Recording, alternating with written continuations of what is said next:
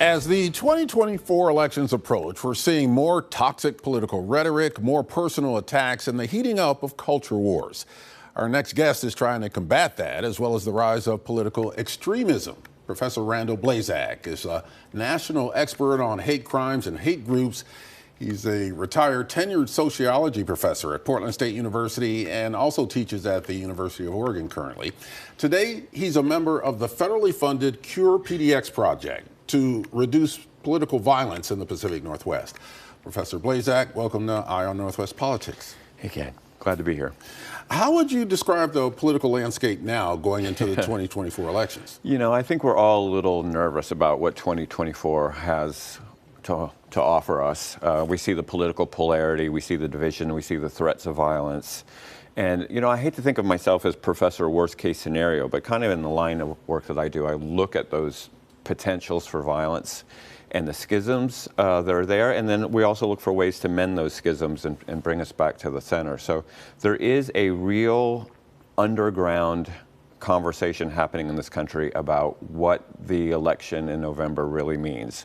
And part of that conversation is a rhetoric around something that's being called the Second American Revolution or a Second Civil War. Sometimes they call it the Boogaloo, but a real call for violence.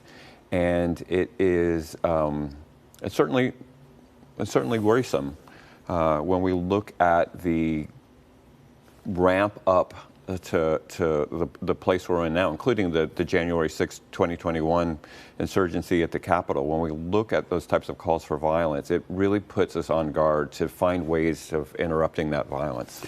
You study hate groups, even spent time with white supremacists in your study. How much is that a factor in our politics right now? There is this underbelly in the middle of all this chaos of this organized white supremacist movement that's always been there. I mean, we have a long history in Pacific Northwest, including the Klan basically running the state in the 1920s, 100 years ago. So it's always sort of been there, and it's always opportunist, meaning it always takes advantage of what's happening in the moment. You know, 20 years ago, they were organizing around gay marriage. That was all of a sudden an issue for groups like the Ku Klux Klan.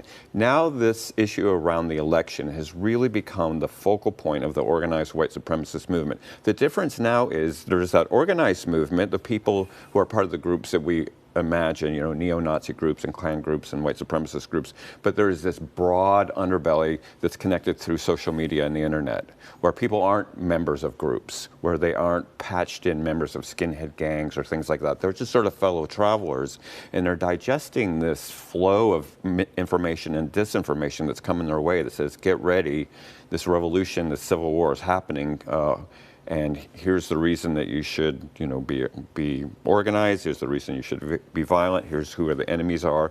And when I started doing this work in the late 1980s, I had to physically go to a Klan rally. I had to physically go to a skinhead hangout and find out what they were thinking.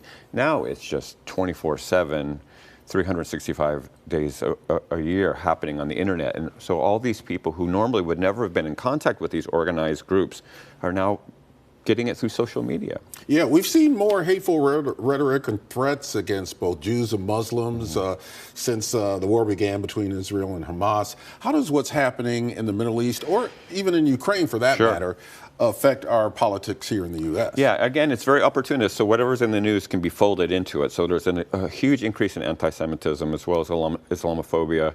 The anti-Semitism is sort of driving a lot of this, a belief among the white supremacists that there's a sort of global Jewish conspiracy, that the Republicans and the Democrats are controlled by the same party, and the media is controlled, and everything is controlled. So the situation in Palestine has really amped up a lot of that anti-Semitism, and it's gotten in front of more eyeballs. So more people who are just looking for news about Israel, what's happening in Israel, all of a sudden find themselves in an anti-Semitic neo-Nazi website and are getting this information. So they've really capitalized on these news items to get their ideology and their call for battle in front of more people.